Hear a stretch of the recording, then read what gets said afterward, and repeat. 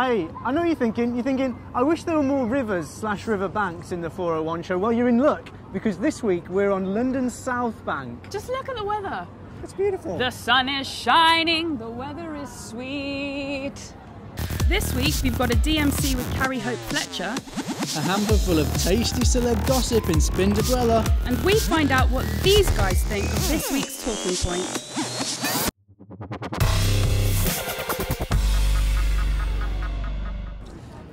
I made myself a delicious hot pot last week. Pretty exciting, isn't it? Nowhere near as exciting as having a DMC with Carrie Hope Fletcher in a onesie with sweets. Wow, that is exciting. Check this out.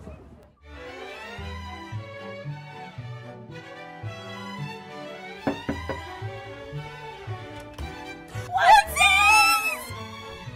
Come on, go!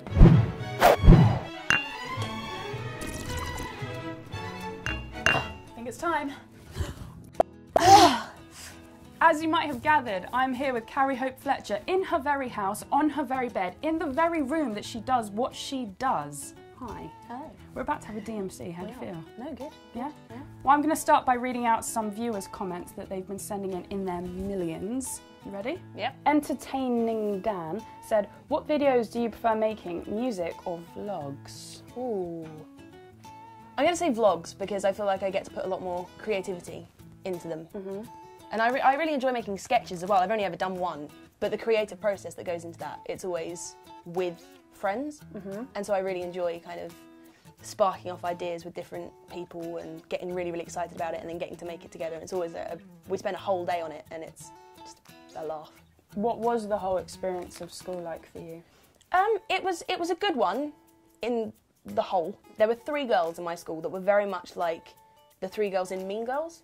They were exactly like them. Everything that they did, I knew to do the opposite because whatever they were doing, they were definitely going to be in trouble for it. So it was kind of like a clear sign for me that what they did, I didn't do.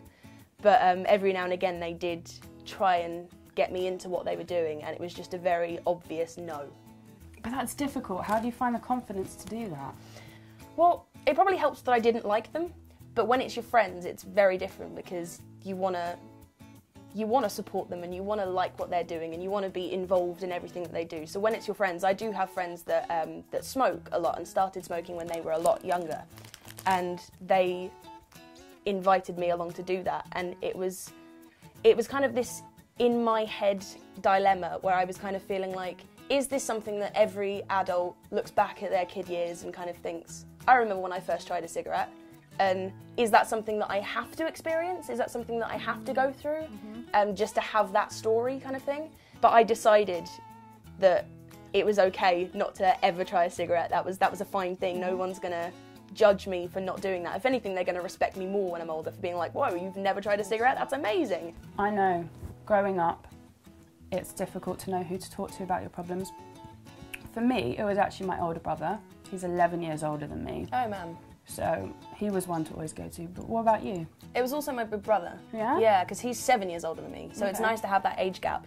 And he's my older brother, so he's never going to judge me harshly about the decisions that I make in life, whether they're right or wrong. He can tell me whether he kind of thought maybe that wasn't the best thing to do.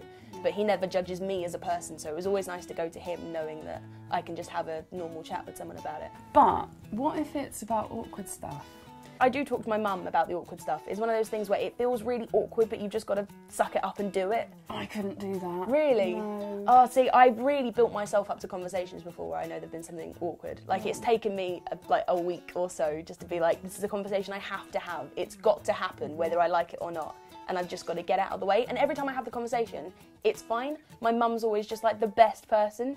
I feel like communication is so underrated these days because everyone feels that awkwardness so much, especially nowadays. I feel like everyone being online and kind of excluding themselves from actual interactions, the awkwardness is now heightened. So everyone kind of makes it. It sounds awful kind of saying they make it a bigger deal than it should be. Well, yeah, we've drawn too much attention to the whole awkward thing. Yeah, by making it a thing, it's drawn so much attention to it that everyone feels like that's what they should be doing and that's what it's okay to be awkward. And it is okay to be awkward, but it's not okay to stay awkward. You've got to break out of that awkwardness. Nice. Let's end it on that. End of the DMC. How do you feel? I feel cleansed. Good. Thank you. Cool. I know. Well, up next on the show is Talking Points, and last week rapper Mike Righteous asked you guys, what would you do if you were offered a cigarette for the first time? We already know your answer, you just told me, but what did you guys think? Have a look. Cheers guys, nice onesies by the way, I'm pretty jealous of those. We've had loads of thoughts on this on our YouTube and Facebook. Claire says, just say sorry I don't smoke, people respect that. Don't be an ass about it though and get all self-righteous. Good one Claire. You don't have to be smug, just say sorry I don't smoke.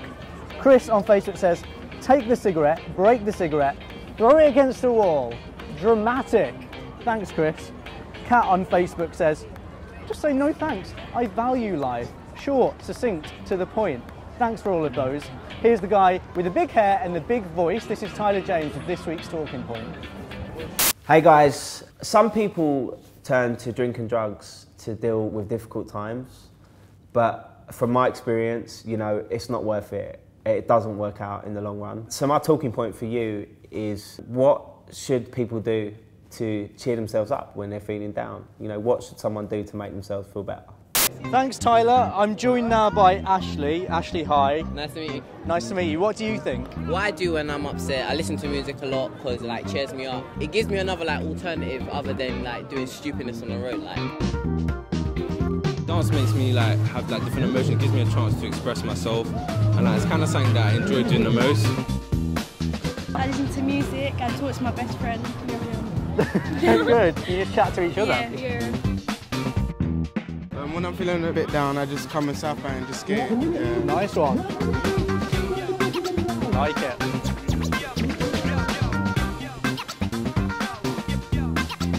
That's what these guys think. What do you think?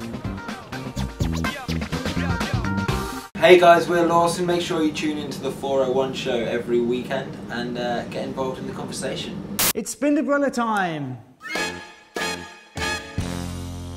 How does it spin? Nobody knows. It's a mystery. Hey, or maybe there's just a little person perched behind the bookcase spinning it for us. Oh, we'll never know. Give it a spin, Karina. Okay, Go on. let's go. Pow! Rita Ora. She apparently went on a date with James Arthur last week. It was a rumour though, and it turns out it wasn't true.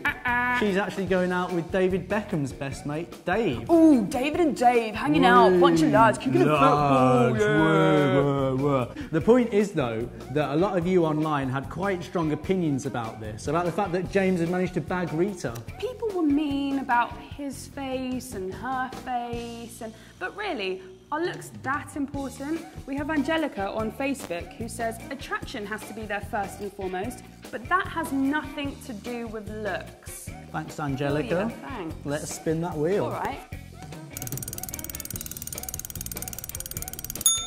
Katy Perry and Rihanna have been best friends for years now, but recent reports are suggesting that there's a bit of friction between them because Katy doesn't approve of Riri getting back with boyfriend Chris Brown.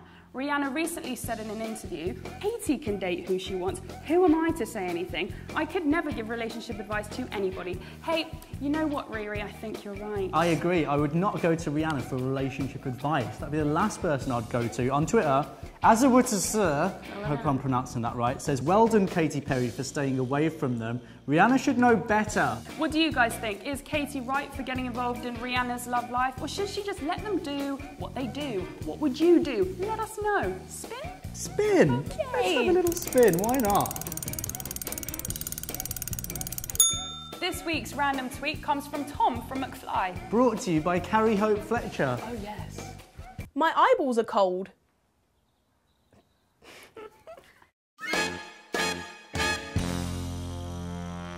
Thanks, South Bank, you lovely south-facing bank. It is what it is, Jimmy. Hey, did you guys know that every Wednesday we're going to be on Twitter for a Q&A with you guys at home 401? Get involved. I love a good Q&A. We'll see you next week.